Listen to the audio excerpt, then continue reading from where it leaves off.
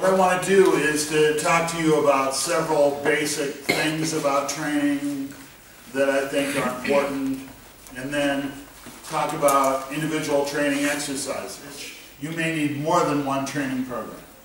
You may have a training program for very basic new students, and then you may have an advanced training program. But for a lot of the training activities I'm going to talk to you about, you can do them together.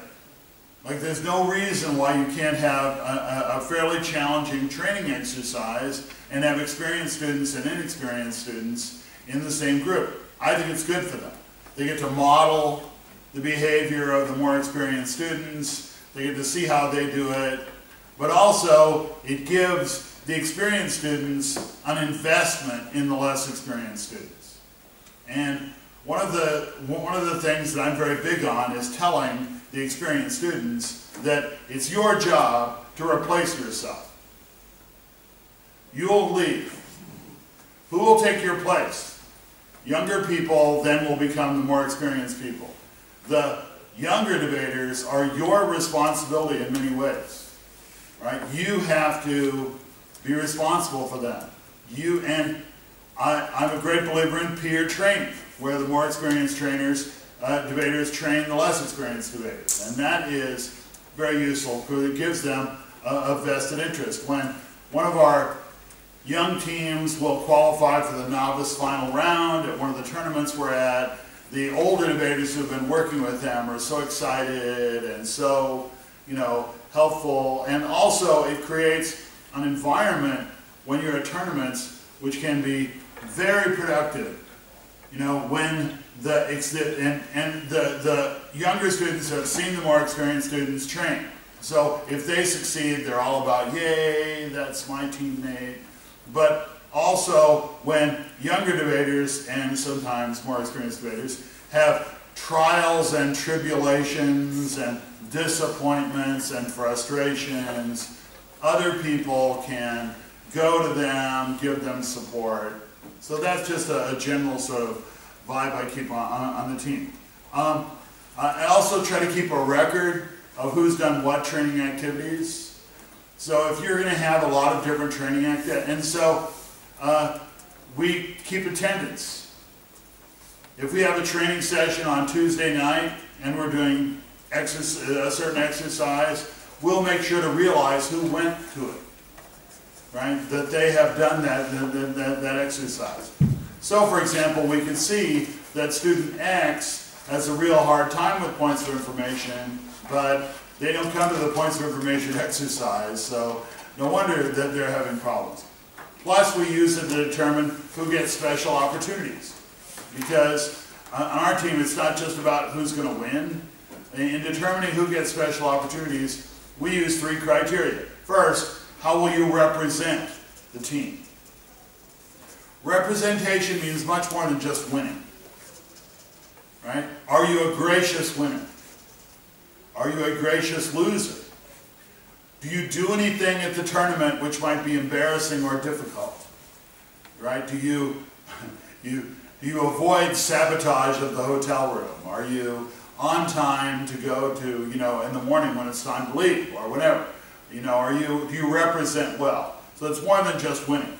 Second, how hard do you work? How hard do you work to prepare? I think there's a direct relationship between, and maybe you disagree, between how hard students work and how much they improve. And I really like it when they realize that when they work harder, they get better. Somehow there's this view that you are gifted with inborn debate talents, and that's all you need to have that inner gift. And I think that's true in a very small way, but in a large way. I think you get better and you improve through working. So here, how many sessions do you come to? Right? Do you come to training? Do you come to activity? Do you come to practices? That's very important, and I want to have a record of that. Because I'll be in a position of saying, okay, I'm going to send some students to Europe. Who's going to go? You'll decide that. And then when I pick them, people will go, well, when the coaches pick them. You know, people go, oh, I was treated unfairly, and I was, you go, well look, you only came to 4 trainings in the last 2 months. You know, we had 18 trainings in the last 2 months, and you've been to 4. So what does that mean here? So it gives you data to use. The third thing we use in deciding whether people get opportunities are, how much do you help others? How much do you help others? If you're an experienced debater, do you serve as peer trainer? Do you assist with the training sessions? Do you hold training sessions on your own? We also do a thing, we have team meetings with individual teams, right? So I, as a coach, may have an individual meeting, and I know maybe I'm lucky because I have more time than some of you, but for several teams, I'll have a meeting every week for an hour. And I'll just work with them on what's your challenge, what are you not doing well, what are the problems, what happened at the last tournament, why did you do so poorly, you know, why did you do well, whatever, what challenge are you facing, and then I know that, and then I can say, okay, this week we'll do a short exercise on this, and next week we'll do an exercise on this, so that's very good. But I'm not the only one that does that. I encourage the experienced debaters to schedule team meetings with other teams. So if you are a single experienced debater, you might announce at the general meeting, which we have once a week, if there are any younger teams who'd like to meet with me to do some special preparation and special work, I would like to volunteer to do that. So then you keep track also of who's helping people. So that creates, you know, you want to get on the plane to go to Europe, you want to go to India, right? You want to go to China. I mean, we're lucky. We have a lot of things to dangle in front of their faces, and they're all like, ooh, ah, I want to go. But you have to use that as a way to produce more and better students. So these are just some of the ways we do that. Another thing I do is, everybody has a debate journal. And if they don't have one, I have one for them. This is a hardbound book, it could be a paperback or whatever, and I can buy them at our local office supply for 80 cents each. So when the year starts, I'll buy 30 of them, and then when new students start training, I'll say, here, this is your notebook, put your name on it. I want all of your debating notes to be put here. All of your notes from training, all of the comments from your practice debates, everything you receive. This is your debate journal. A lot of my teams, when they prep for motions, do so inside the book. And a lot of the exercises we do, what we're going to do and we're going to see, use a lot of different motions. So, you know, one year we prepped over 350 motions. And, you know, then when we go to the World Championships, and out of the 9 debates, 3 of them are motions we've already prepared. Yeah, right? That really helps. But part of the training I'm going to talk about is about that. So, you have regular trainings, you get people involved at different levels, maybe some trainings are just for beginners, some are more experienced, some are mixed. You create an incentive structure for people to want to come to trainings. You get the experienced debaters involved. You have a way of giving opportunities that stresses helping each other, and I think this has a lot to do with the team spirit, because we very much feel like we're one team. We you know, train each other. And when you're an experienced debater and your little team does well, it's like, wow, I feel really good, like I accomplished something, yeah. And when the inexperienced team sees their mentor doing well, they're like, yeah, yeah. So it creates a mutual support network. And the booklet. And the booklet. Don't lose your booklet. And if people come to training without their booklet, I just make fun of them. Where is it? Right? You won't remember all these things. You need to have your memory there with you. Okay? So, Now let's talk about some basics of sustainable training. Okay? First one is that training is sequential. Right? You try to move from the easy to the more challenging. Right? Obviously, you don't want to start people out with, I think it's the right, if you have new debaters, I think throwing them right in a practice debate if they've never done training is a terrible idea. They're going to stand up to speak and they won't be able to fill their time and so you need to have some more basic stuff that we're about to talk about. Public speaking. You need to do all the little things first. You need to know how to speak. You need to know how to build an argument. You need to know how to listen to what the other team is saying. You need to know how to refute basic ideas that people have. And you can do this through training in small bits, right, that helps them move forward. I do public speaking training for my most experienced students, but it's not the kind of public speaking training that I have for the less experienced students. In fact, I couldn't imagine using that with the less experienced students, which you'll see in a minute, where we throw things at them and give them a hard time, yell at them and distract them, do a lot of disconcerting things that you wouldn't do to young people. Second thing I want to talk about, repetition is important. Now, we have to understand the nature of what we're teaching as a skill. Okay? A skill is not like a bit of data. If I tell you the War of 1812 occurred in 1812, I don't need to tell you that over and over again. But if I tell you this is how you build an argument, like I did today, well, I mean, you need to do that a bunch of times. You need to do that over and over again because it's a skill. If you were learning to play table tennis or ping pong, you wouldn't, somebody describes it to you and then you play and then you know. You need to do it over and over and over and over again. This is why it's completely different than most of what we're doing in school. Most of what we're doing in school is knowledge-based, the students remember it, and they're not often, and it's not a skill. Okay, debate is a skill. Skills need repetition. Constant practice is how people get better. This is why, to improve your debaters, you need to debate a lot. They need to have tournaments to go to. They might not be very good tournaments, and they might not be far away, and they might not be expensive, but you need to have them. And if they don't exist, you create them. Right? You create them. There's no reason why you can't have an on-campus tournament on a Saturday. Right? For just your debaters. And have them debate. They need to do it over and over and over again. Third thing, training is active. Training is active. It involves doing. The lecture about debating is dead. Or should be dead. Or should be euthanized.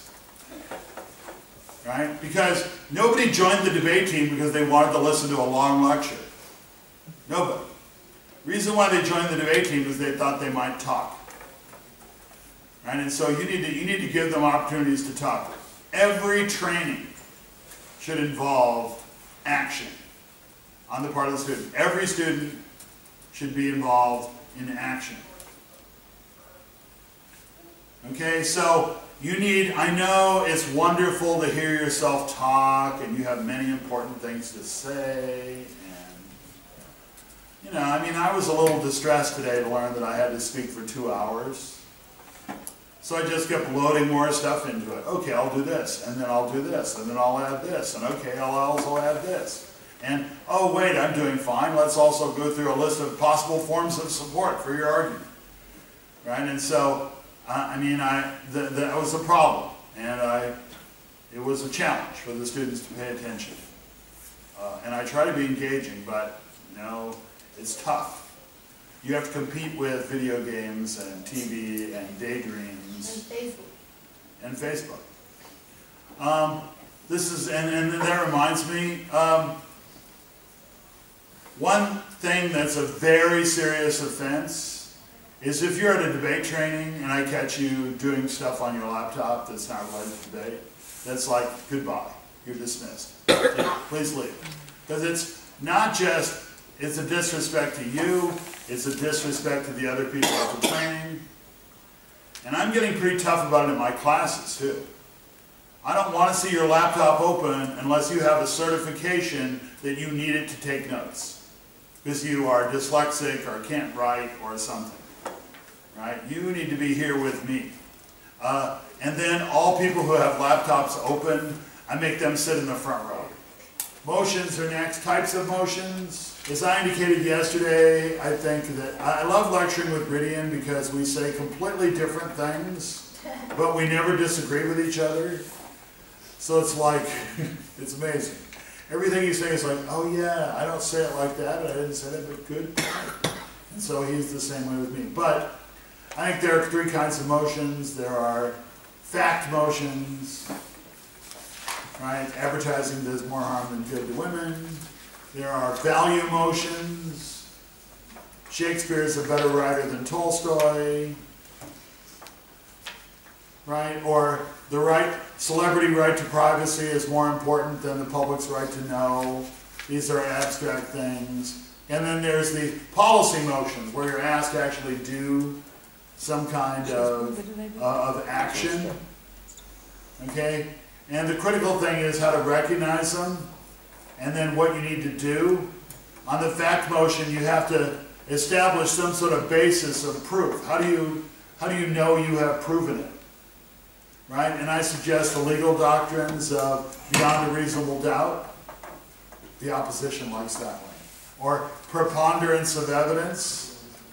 Right? The proposition likes that one. Right? And so these are basic standards that are currently used, and most legal courts are determining fact issues. You know, did Senor Garcia commit the crime or not? With the value issues, it's identify the value term, and how do you prove that? Shakespeare is a greater writer than Tolstoy. The value term is? Which part of the motion is what? Greater writer. Okay. What does it mean to be a greater writer? How do you determine who's a greater writer? Give me some measures of that. Go. I treat the students the same way. You know, I don't tell them what to think. I want them to think and give me ideas. What are some measures for determining whether one writer is greater than another? Universe. His work has been quoted by other people. Quoted by other people, yep. What's that? The influence they had on others. Influence they had on others. The languages in which they have been translated. Languages they've been translated. Number of novels published. Yeah, number of publications. How How much did they sell? Yeah. Are they taught in schools? And followers. Followers, did it last through time? So if you want to prove that Shakespeare is greater than Tolstoy, you might pick those ones that work for you. Right, and say, well, how do we determine? Well, this and this and this, and then prove it, right? You have to do that. And then with a policy motion, you need to have a model or a plan. You want to legalize prostitution? How do you do that? If you just say, we're going to legalize prostitution, that's not, you're not going to win that debate. You need to say how you're going to do it and how you're going to control it. Right? You need to have a model for that. Okay? Now, most of the students I heard talk seem to think that all topics were policy motions. Yes. Well, you need to find out what the problem is. Not when you're talking about whether it's a value motion. Right? It's not about problems. It's about what's more important. Okay? So, this is, you just, you know, once they have this material, and there's a PDF that you can distribute to them in advance or email to them or whatever. I'm big about emailing things to kids before training. Right? Oh, coming to training on Thursday night, read this page. Saves a lot of time. Saves a lot of time. Then you might start by saying, any questions about that page? Right? And then it's like, okay, we all know 3 different kinds of motions. Motion, motion, motion, motion, motion, motion, motion. What kind of motion is it? Why? How would you handle it? Why? Right? Some motions might be in more than one category. So then, how would you decide which category to put it in?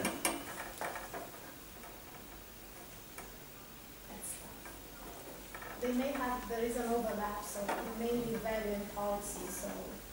Well, then how would you choose? There's nothing wrong with it. How would you choose? What? I personally would choose values. Okay. I would choose the one that I thought was a greater probability of me winning. Yes. Okay. Right? Parents should not hit their children. Can that be a policy motion? Yeah. Can it be a value motion? Which is better for debating, for you to win? Value motion. You don't want to have to regulate, did you hit your children? How hard did you hit them? This is your penalty. I mean, that's a nightmare. Right? You want to just say there's a value motion. Okay? And then this exposes them to a lot of different motions and makes them quickly identify. Because they can't spend the first 20 minutes of prep deciding what kind of motion it is. Right? And you don't want them prepping before they've decided what kind of motion it is. All right? So all that's pretty important. And it makes sense because if you want to legalize, you can legalize and you look at the importance of something. It has value in itself. Okay? Next exercise. Absolutely. Building models. Building models. All policy motion. Policy motion, policy motion, policy motion, policy motion, policy motion. Okay? I'm going to give you 10 minutes to build a model. How will you implement this? And then just make them explain what their model is. Right? And it's kind of with models or plans, you don't want to do too much, but you don't want to do too little. Goldilocks, you want to do just right. Right? Just right. So that's a tough one for the students to pick. Okay? So you can help them do that. And it's in the book. You had 10 students come up with models for 10 different motions. Now they have 10 models for different motions in their book. And when that motion comes up, or something like it, they can refer to that in their book. Maybe. Okay. They're able to find it. Yeah, building models. Building cases. Building cases. Okay? Okay, we have teams. Each team, motion, motion, motion, motion, motion. Alright? I'm going to give you 15 minutes to build a case. Okay, more time, depending on, or less time, depending on the culture of the situation you're working with and their level of expertise. This is a good way for helping teams work together. Right? Teams learn to work together. And if they have just 15 minutes, they better... Now, you're not asking them to write a speech. You're not asking them to give a speech. Yeah, you're asking them, and then after the prep time, each team reports. How would you interpret the motion? How would you set it up? What are your 3 main arguments? You don't want them to... I don't want them to speak for 10 minutes.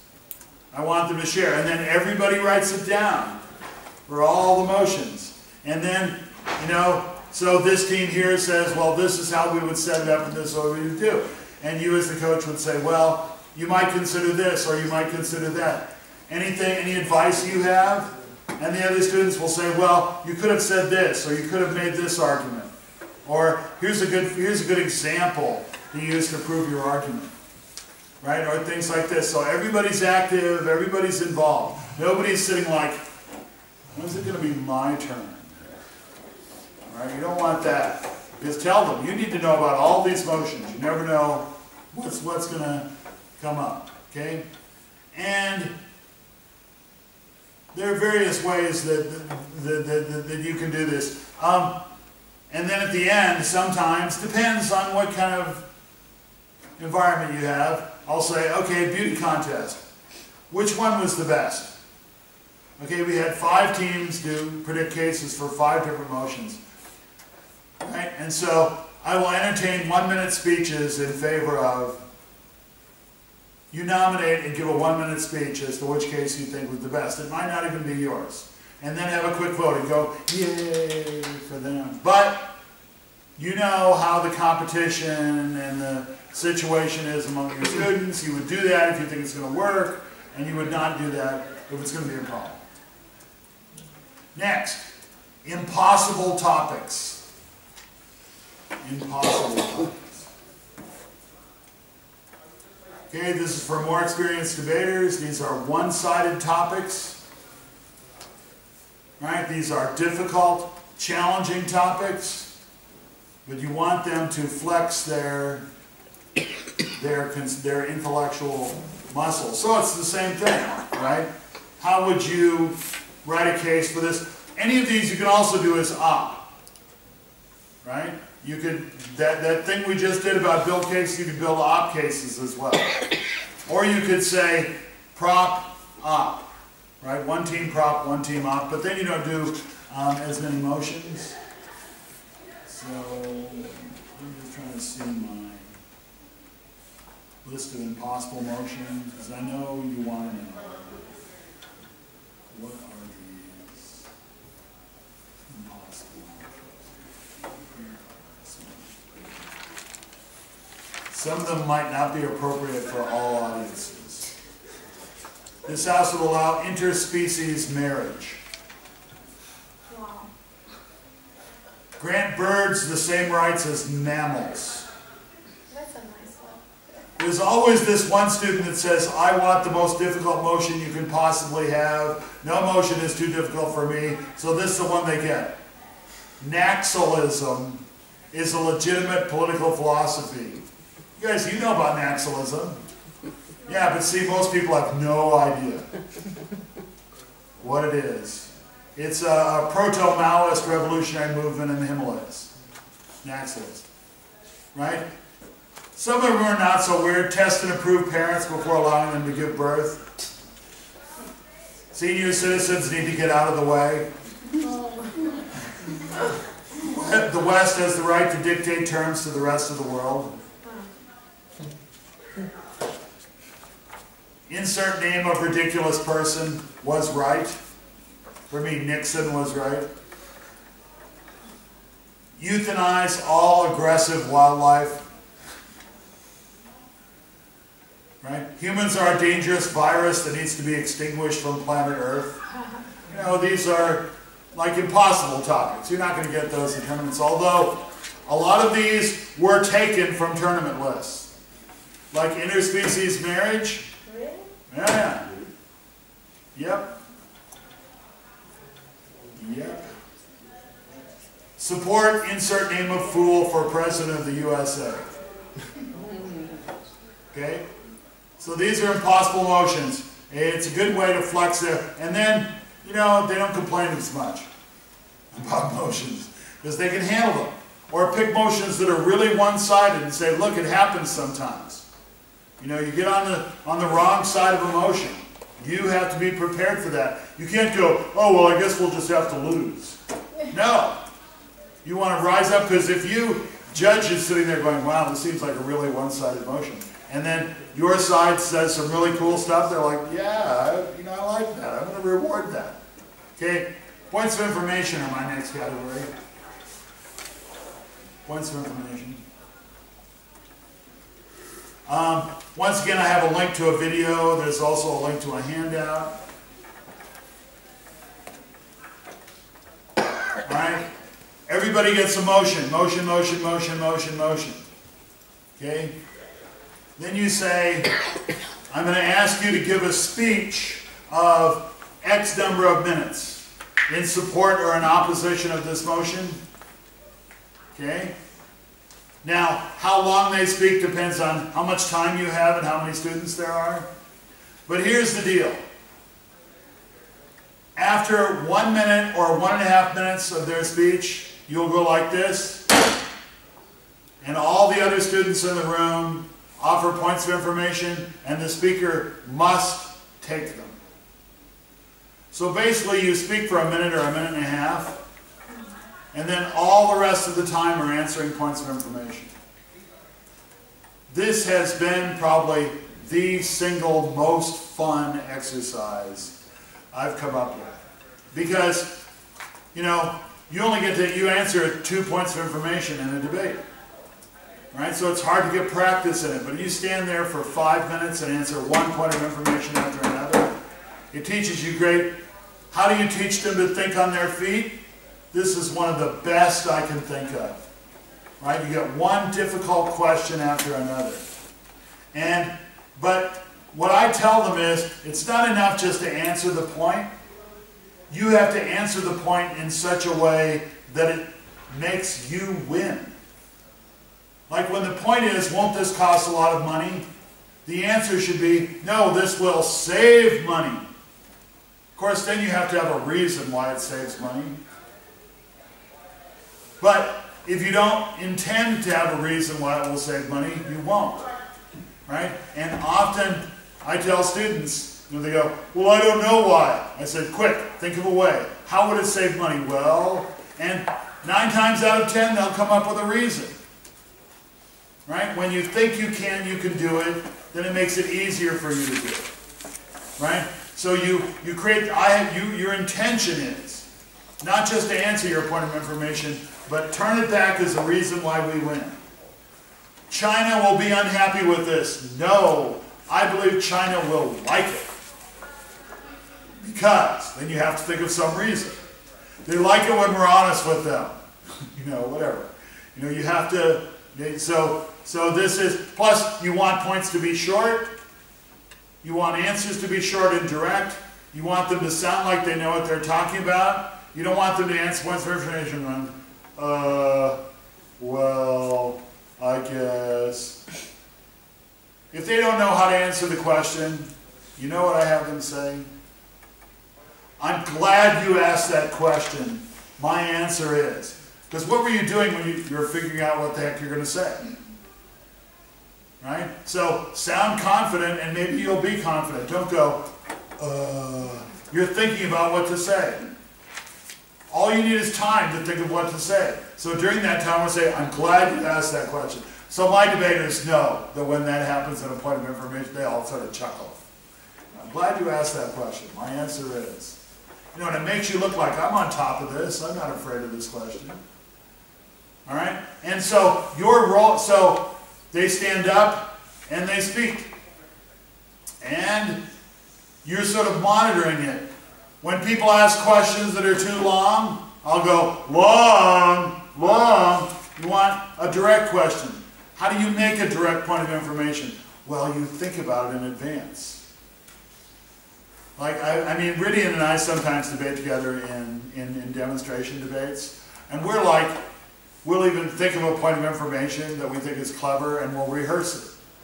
Do. This is how I explain to the student. Think, oh, I have a point. What is it? No, that's not.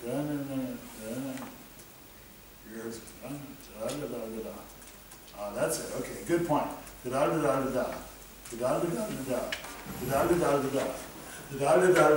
call on you. Instead of, oh, they called on me. What am I going to say? Right? You rehearse it in advance, and you think about how would you answer that question. Right? If you don't think about that, you're in trouble because they're like, oh, oops. They have a great answer and they crush you. Right? You don't want that. So you are sort of a chorus that's in the, you know, like in Greek tragedies, the chorus sings about what's going on in the plot. You're sort of doing that as well. Too long, come on. Right? And when they're answering a question, by not really trying to turn it back, I'll go defensive. Defensive, come on, score some points. And I'll go, stop. Don't say that that's not a problem. Say how you solve that problem. Go ahead, tell me, how will you solve that problem? And they'll go, well, I'd say, and then, you know, 9 times out of 10, they'll do it. Right? When under pressure, they'll do it. Obviously, you don't want to do this with extremely young people. Right? I mean, they can take part in this exercise, that's fine. But don't like call them out on stuff. I think you know that. So this is a way fun exercise. Also, and it's great for everyone involved, because if everyone speaks on a different motion, everybody who's offering points, right, while Michelle is speaking, will be thinking about, okay, what are my arguments? How can I use these points to set up their arguments?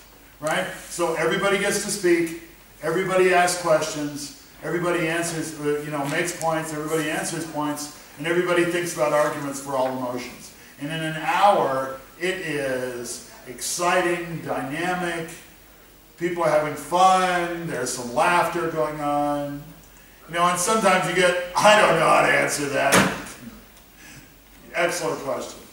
Right? But don't, it might be a chance for levity and entertainment. Don't go, you failed it.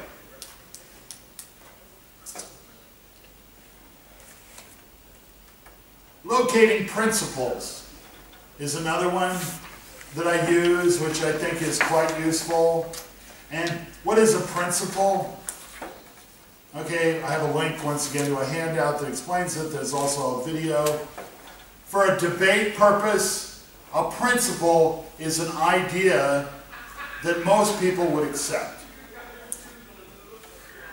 So when you find a principle behind your advocacy of the motion, okay, and it's an idea that someone would generally accept, then I think it makes it a lot easier for you to, I think it helps, because you start, your principle gets announced early in the debate as sort of your team line. And if it's true, if it's something that most people would accept, the judge goes, our principle is all people should be equal before the law. Okay? Judge is likely to go, yeah, okay, I'm down with that one. Right? And so when you start by the judge going, yeah, right, that's a great place to start. And your arguments feed off that. Right? Let's say that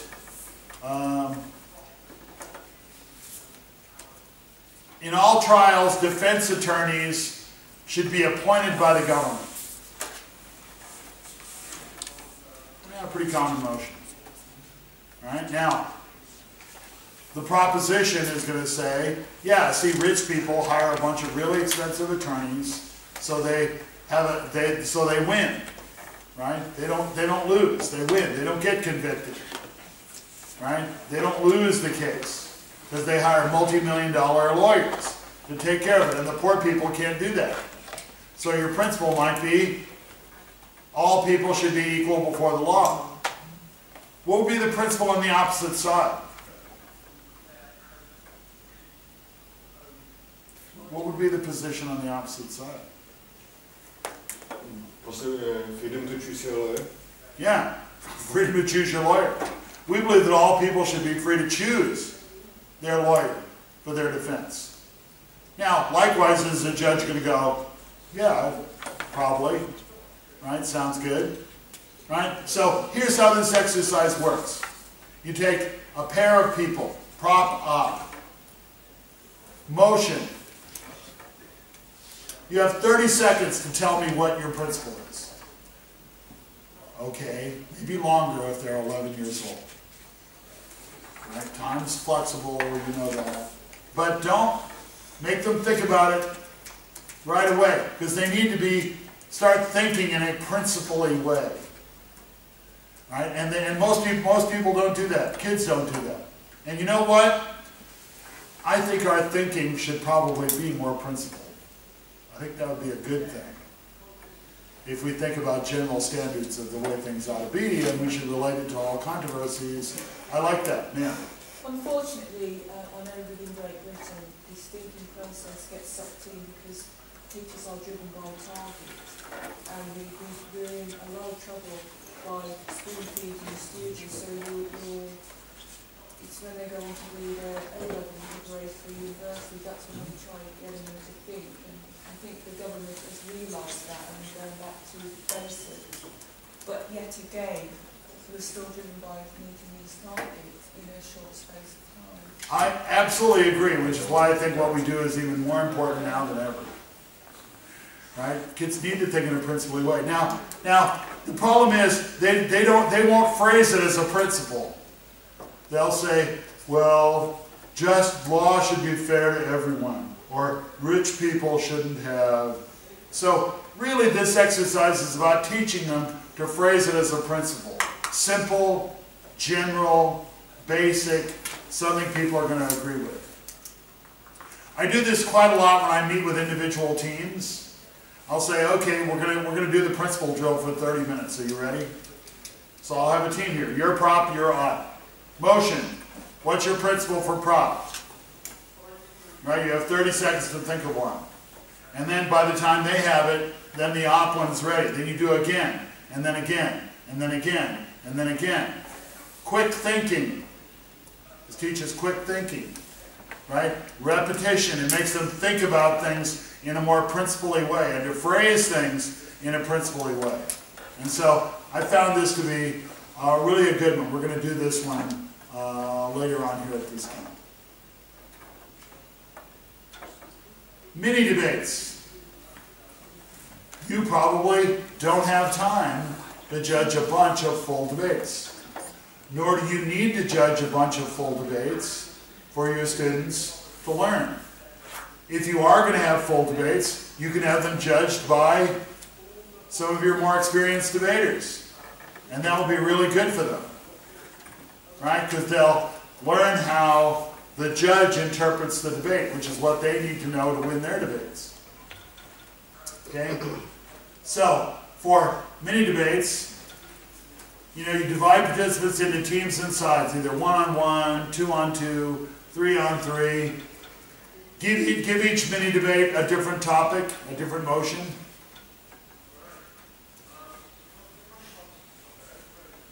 And have it using very short speeches. 3-minute speeches. 4-minute speeches. Have your students have a debate with 4-minute speeches. All the bad things they do in 8 minutes, you'll see them do in 4 minutes. Right? And you'll be able to critique them. Your critique will be every bit as good for a much shorter debate.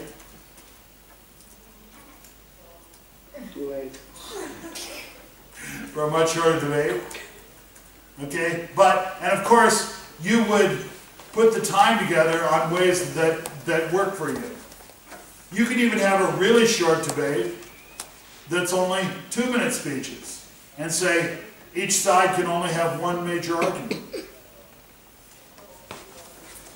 Right? Or you can say, oh, this debate you're going to have about this, you focus on this argument, you focus on that argument, and that's all I want to see.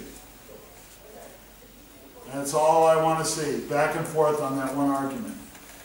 If for a prepared motion at a tournament, that's a good one to do. Right? Say, okay, we know this argument's going to come up in this debate. Let's have a debate about just that argument with 2 or 3-minute speeches. Right? And you'll get a lot done in a short amount of time. If you have a lot of people, then I think there's another drill you can do, and it's called the long table debate. The long table debate. Okay?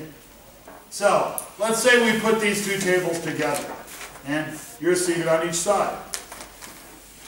And so here's what happens. Prop, op. So, Senor Garcia stands up and speaks for 2 minutes, 3 minutes, and makes one argument in favor of the motion. Okay? Then Michelle rises. She briefly refutes his argument and then makes one argument against the motion. Okay? And then Tiana? Yasha. I'm sorry, I forgot. Tamara? All right. Then Tamara speaks. She refutes Michelle's argument and makes a new argument in favor of the motion. Right then, Simona speaks. She refutes Tamara's argument and makes a new argument. Now, you see what's happening as you move down the table? It's harder and harder, you know, you go, because you're down there at the bottom of the table, and you thought of some arguments, but, damn, they're taking my arguments. Right? And so, this helps people become more creative, to find more arguments, to find new arguments, and it's a really good way of exploring emotion, too. Right? Because if you have 7 people on a side, you're going to have 7 different arguments from each side.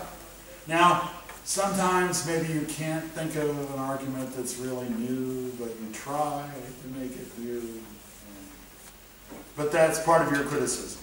But it's a way, I mean, you can have a practice debate in a very short period of time with a lot of people involved, everybody speaking, generating new arguments. If you want to, in the long table debate, you can say that each speaker must take 1 point of information from somebody on the other side who's already spoken. Right?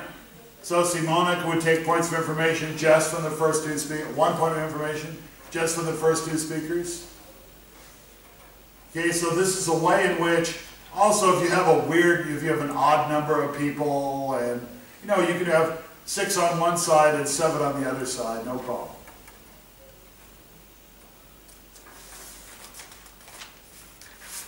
Judging. Judging. I think you should make your students judge. You should make your experienced students judge. You should make your experienced students do exercises. Facilitate the exercises. I mean, we have trainings on Tuesday, Wednesday, and Thursday evenings. That's a bit much for you if you have a life. So some of these are done by our more experienced students. Right? I'm not going to spend 3 evenings a week with debate training, given that I'm also a university professor, etc. So, but you can have more regular trainings if you use people to do this. And this is the time you might want to have a full practice debate.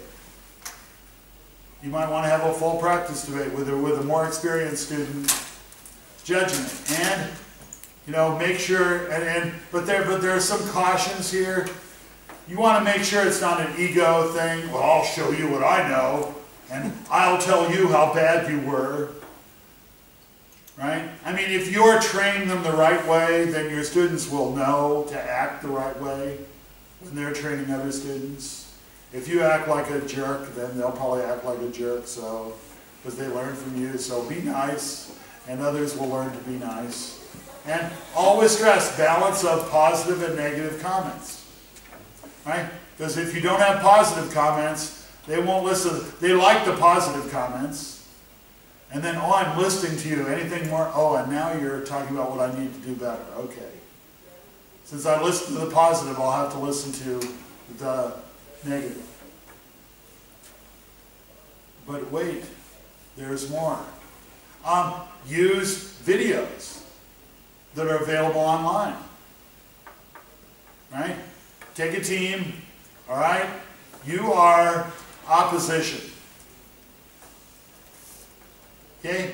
Make them watch a video from the web of a good team on that motion. Right? And then, first opposition speaker, have them prep it just like normal. First opposition speaker has to refute and then present new arguments. Now, the next 2 speakers can just present their new arguments, right? The second speaker, it's hard to, once down to get to the third speaker, it doesn't work very well. But this is a really good way for them to debate against some quite excellent opponents that they may not have on your team. And it's a way for your more experienced debaters to prove themselves. Also, there's lots of possibility for distance debating. We started doing practice debates against teams on other continents and in other countries. But wait, there's more. I believe in the fall we're going to introduce a new debating platform just for World Schools debate. And so you'll be able to set up a time where Clapton can debate Venezuela. Okay, the time zones may get in the way, but it's going to be, I'll just tell you briefly. There's a multi-millionaire guy who's made $1 billion off the internet, and he wants to help young people gain their voice and learn how to debate. And so the National Forensic League, which is the organization in America that coordinates high school speech and debate, convinced him that he needed to build a platform to allow students from all around the world. And that organization has now made a substantial commitment to World Schools Debate. And World Schools Debate is going to become one of the major formats of American debaters. Look out, this organization has 130,000 high school debaters that are going to start doing World Schools Debate. So I think a lot of them would like to debate against you. And the platform is like, if you have an internet connection and a laptop with a camera, you're good to go. Right? You can see them, they can see you. I did the first live internet debate in 1999. It worked, but it's a problem because everybody's tech has to be perfect. Right? It's a lot easier now. You can use Ustream and a lot of other Skype or whatever, but this one, it looks like it's going to be pretty good, and I'll keep you informed on that. So you can debate against other schools from other places, and it's exciting. And you can have a third person to critique it. Right? Simona can critique the debate between Venezuela and Clapton. Right? And then you return the favor. Right? Okay, then I'll judge the Romania-Clapton debate and give them comments. So they get comments from different people, or it can be judged by your more, or whatever. Right? It's just an easy way to have more exciting debates.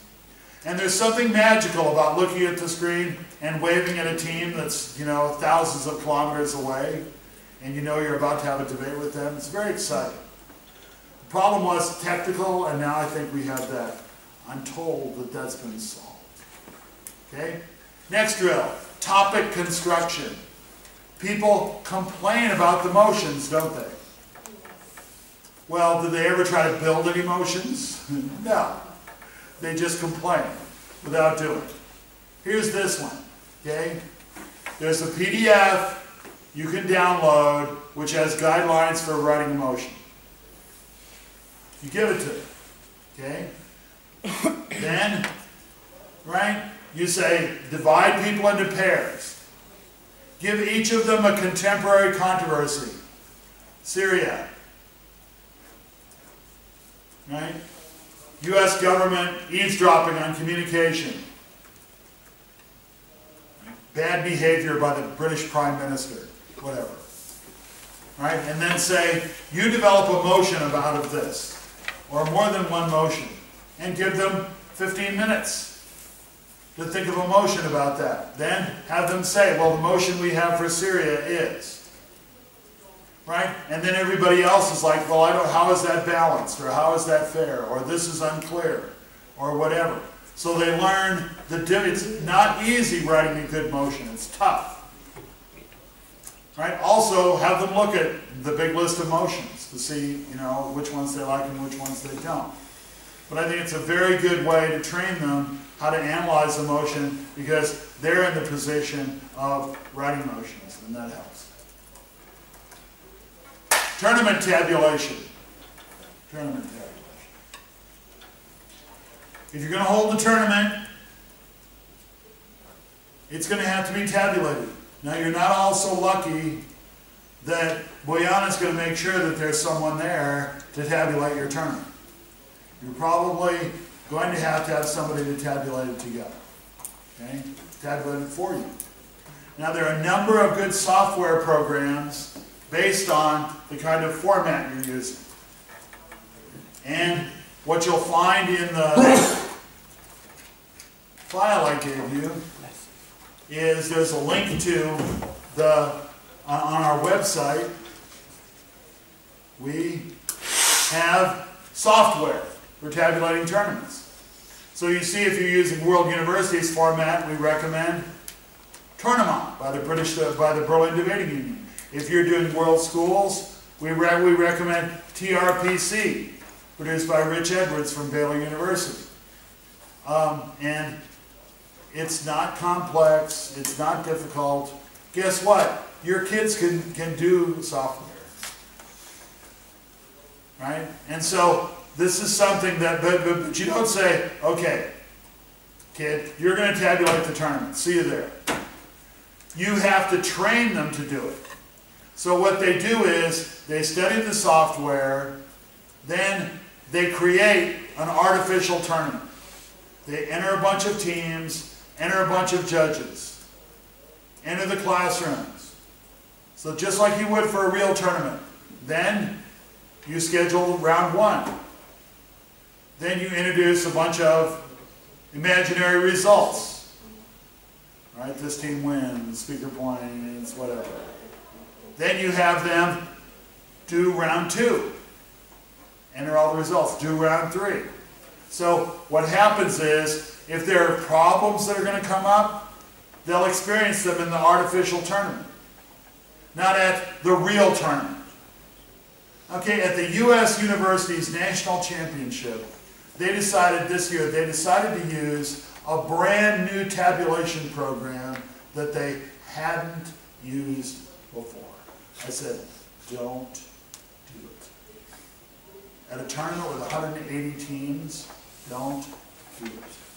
They said, oh no, it will work. I'm assured that it will work, blah, blah, blah. I said, then run a backup tab, right? A program that you know works, just in case it crashes. And it crashed after round one. So we had to wait 4 hours while they inputted all the data into a new program. You don't want to have the problem during the tournament. You want to discover all the problems before the tournament. Right? And you can do it fairly quickly. In an evening, your computer person can sit down, input data, schedule round one, put in results, round two, put in results, round three, put in results, do the printouts, look, figure out, oh, how do I make my printer work? How do I make this work? What's happening? How should I? And then they have time. There's a manual. It's very simple, easy to use. The thing about the program by Rich Edwards, and I have the link here in the file, how you can get it, is that in order to do World Schools, when it asks you what debate, very early in the program, it asks you what debate format you're doing, you put in Asian Parliamentary. Because Asian Parliamentary is 3 speakers on a side with a summary speech, which is exactly what you want for World Schools. Right? So he didn't do it for World Schools, but Asian Parliamentary works great for World Schools debate. But if you want to have a one-person team, fine. 2-person team, fine. It works. Okay, so that's how you train people for that. Yes. Which software are you using for World School format? If you are What's the name of it? which software are you using for the World School debate tournament? TRPC. TRPC? Yeah, that's the one I always use. It's never crashed. It works. I just did it for a tournament in America. It worked great. I mean, it's been used for 20 years. He no longer updates it and supports it, but it works. It works. Now, you have to make sure that it communicates with your printer. That's the only difficult part I've had, but that's because it's only available on PC, and as you can see, I don't do PC. So, he started, the first one he did was only for Mac, because it was easier to program and it worked so well. But then he switched to PC because so many people had PCs. So now I have a PC computer that I only use for tournament tabulation. It never logs on the internet, it never gets a virus, I never check my email with it, nothing. All it does is tab tournaments. Okay? Now there are kinds of things you can do that are specific to World Schools debate. And let me talk about a few of them for you.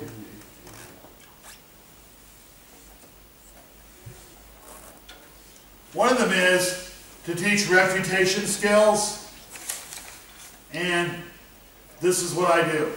I go, okay, all of you are going to be first opposition speaker. Okay? I'm going to show you the first speech from a really good debate that we have online. We're going to watch the first speech. First, you're going to prep. Not too long, because you're not going to present real arguments. You're just going to refute. Right? Not too long. Think about the motion. Then watch the first speech, and then each of you is going to give a 3-minute refutation of that speech. Now, normally I would not do that because people would copy from one another, and there might be a little of that, but I found that this is not true. You know, students will figure out, because you give them, watch the speech, then give them like 5 minutes to prepare a refutation message of 3 minutes. And you'll find that they'll all do different things. They'll all do different things. And once you have written out what you're going to do, I'm not likely to say, oh, tomorrow I had a good argument. I'm going to put that one in. No, you just go, tell them, just go with what you have. We want diversity. Then have a discussion. Right? It doesn't take long. 10 people. They're each going to, they watch an 8-minute speech. You have 10 3-minute speeches. Then you talk about it. Okay? Michelle, why did you take that strategy you did? Why did you do what you did? Well, I thought that this, that, and the other. Oh, okay. And so people then verbalize why they decided to refute it in a certain way. I think what you want with refutation is you want most of the focus of refutation to be on their best argument. You don't want to waste your time refuting dumb things they say. Dumb things they say probably will not defeat you. Right? You want to focus on the smart things they say. And I'm also a big believer in thematic refutation. Right? If defeating one major idea would defeat a lot of their case, then it's good to invest time in defeating that major idea. So these are the kinds of things that you can get across, and quickly everybody can improve their refutation, and you can use a video to try to do that. Okay? So, these are just, and I think there are other things you might decide to do on World Schools Debate. Let me just mention a couple of more that are simple. Say, okay, third speakers, I want to meet with some third speakers. I mean summary speakers. Or third speakers. Right? And say, okay, you're on the prop team, you're on the op team. Watch this debate. Then give the third speech. Or watch this debate, then give the summary speech. Then after you give the summary speech, watch the summary speech that really happened. Right? And compare what they did to you. And I think you want to pick a really good debate. Right? There's a chance to get them involved in a really good debate. So it's a way in which you can, and you don't need to be there while they watch the video. You probably don't even need to be there at all. Or have them videotape their third speech or their reply speech and watch it later. Or have one of the experienced debaters watch it. Okay, so there are ways you can do this that will save time, and it's a good way for training, because third speaker is a tough one. Reply speaker is a tough challenge, and you can give them opportunities to do that against some of the better teams. And I mean, you go to a tournament and you have to win a bunch of debates, then you debate a really good team. Then they crush you and teach you. Don't wait, right? Have them debate against a video that will make it easier. This is another thing that I do over the summer. I said, here's some good debates, watch this. Watch this debate, and then you give the last speech. And see what it is. And see how it is, and then evaluate yourself and compare it to what that good team actually did. Okay, there are an infinite number of other drills, exercises that you can do, and I think that these are a basic, lot of them, about speaking, about arguments, about building cases, about refutation, about points of information, about motions, about judging, about how to stage mini debates, about all this kind of stuff. So I think this is a group to choose from. Okay? So there we go. Now, having said that, I'm going to go to mine.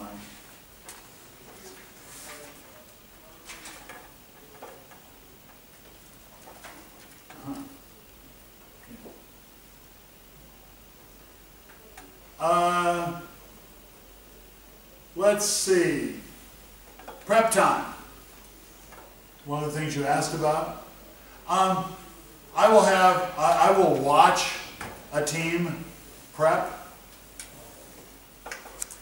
but don't have the debate. And then I critique, but I don't tell them that. Right? Make them think it's a real debate. And then you watch them, right? And then you tell them, look, you guys have to stop doing this. You need to listen to each other. You need to come to agreement. You need to interpret the motion earlier. See what I mean? So you can use prep time, and then, but besides that, online, there are a couple of lectures we have about how you should use your 1 hour of preparation for a World Schools debate. Have them watch that first, right? Then watch them prep, and you can learn a lot from that. Now, it's easier at the university level. They only get 15 minutes of prep time, so it only takes me 15 minutes to watch them. But one of the things you can do is just give them a half hour to prep and watch them, because once again, they'll make all the mistakes in a half hour that they'll make in an hour, and that will help. Okay? This also helps with communication within a team, because a lot of that communication within the team takes place during preparation before the debate starts. Thinking on their feet. I think that there are a couple of exercises we talked. These are things that you asked me about that I'm now relating to what I just talked about. I think the point of information drill is really good for thinking on your feet. I think the principle drill is really good for having to think. Remember the one where you stand up and I give you a motion and say start talking? That's a really good one for learning to think on your feet. Right?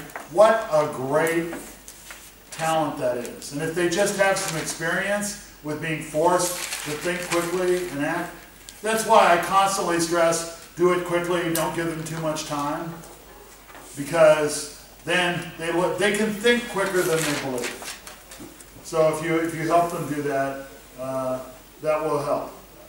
Defining the motion, we had an exercise about that. Bad speaker, big knowledge. I'm going to have to think about that one. Right? And I think I have some ideas. And bringing back an errant speaker who has wandered off into... I mean, here's what I tell my teams to do about that. We have a code. Some debaters are really stupid. Like, if your partner, if one member of your team is speaking, but they're really not moving through the material properly and they're going to run out of time, people will go like this or whatever. Never do that. The judge might see it. Oh, they're misallocating time. I see. I'll make sure to punish them for that. Right? Instead, I teach my debaters to do the following. Partner speaking, needs to move along. You go, excellent. Think you can get away with that while your partner's speaking? Excellent. Or, yeah. Right? This is a code word. It says, listen up, stupid. You need to hurry on and move to the next point. You're wasting your time. Right? Or the ever popular, here, here. Yeah. Which you can get away with saying when your teammate is speaking, here, here. Right? You support that. But that's code. That means I'm going to strangle you if you don't hurry up and get to the next point. Right? So it's a way of helping people get back to the point. Or, not right? That means you're losing it, you're wandering, come back home, no arguments. Right? So these are different code ways you can get for teams to communicate. But I think it's important to teach them a lot of that. Like, have you seen a situation where a student doesn't give a big speech and comes back and the partners are like, what? Dude, that's never what you do. Your teammate always gives an awesome speech. When your teammate sits down, it's like, yeah, great, good job. Fabulous. Then after the debate is over, it's like, you were terrible. Right? But it's all about the show. You want to put on the show. If the judge notices that this team believes that things are going wrong, I assure you that judge will interpret the debate as things went wrong for that team. But they may not notice. I learned this when I was on the radio. If you make a mistake on the radio, like I say it's Thursday and it's actually Wednesday, if I go back and say, oh, excuse me, I just said the wrong day of the week, I was in error. Right? Everyone will know you made a mistake. But if you just go on, very few people will notice it. Right? So don't point out mistakes. Always be positive. Right? Don't look nervous. I tell my students, from the moment you walk in the room, you are confident, you are prepared, you are ready, you're anxious to be involved in that debate. When they stand up to speak, I train them to look at the audience and smile. Oh yeah, I'm so ready for this. Right? Not like, I can't stand this too. Where they're playing and setting their timer before they start speaking. Everybody's looking at you and what are you doing? You do that before you stand up. You do that before you stand up. Then all you do is push the button to start your timer. Right? So you want to put on a show. It's show business. Right? You have to put on a show. And if you put on a good show, like you're winning, maybe someone else will think you're winning. But if you put on a show like you're not winning, you probably won't. Okay, so those are just a couple of things about, now I'm going to look at the rest of your list and think about what I'm going to say later. As I interpret from this list now, the things you would really like to hear about are implementing debate in the classroom, recruitment and keeping debaters. And I also kind of feel like I should tell you about communication networks to make your debate team work. You know, how to have efficient, easy communication so everybody knows what's going on. That's a very good one, and they can have incredible benefits. And I'm just going to mention one benefit. I spend time every week producing a newsletter for my debate team. Did any of you ever look at it? You have? Voice of Edwin? Have you seen that? And a lot of my colleagues make fun of me. Why do you spend so much time doing that? That's like, why don't you spend more time working with them or coaching them or doing research? You'd be better time invested. So, I had a guy from the class of 1962 said, gee, I wonder how my debate team's doing at the University of Vermont. He searched online, he found our newsletter. He started reading it regularly. He read it for a year and a half. And he said, wow, they're doing a great job. I'm really proud of them. I really like them. That's why I'm putting in my will a gift to them of $1 million. Now, I'm not saying I had no idea. Right? It was like a message in a bottle. Right? You throw it out, you never know who's going to find it. But my administrators have subscribed to that newsletter. My parents are subscribed to that newsletter. And they see pictures of their kids holding trophies, smiling people.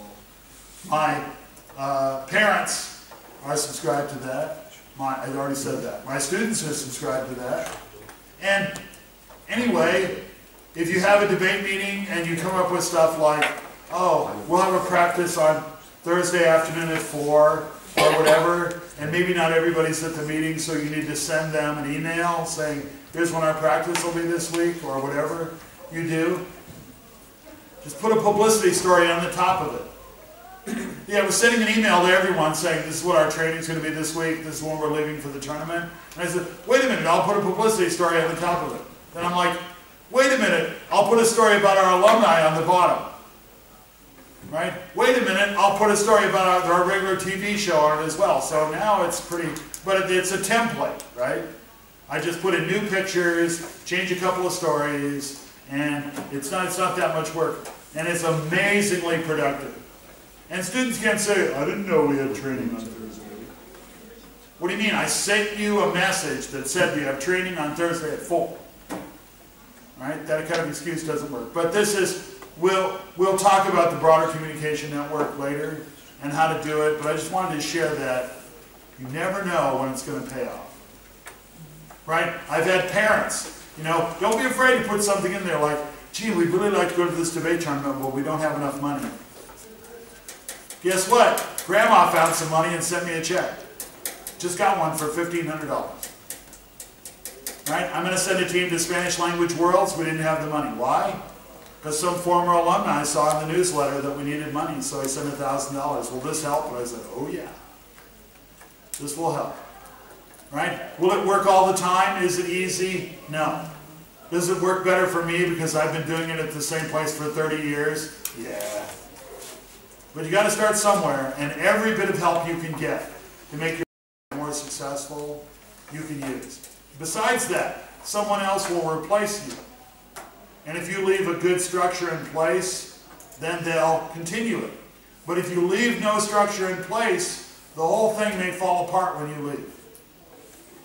And you don't want that to happen. Right, Michelle?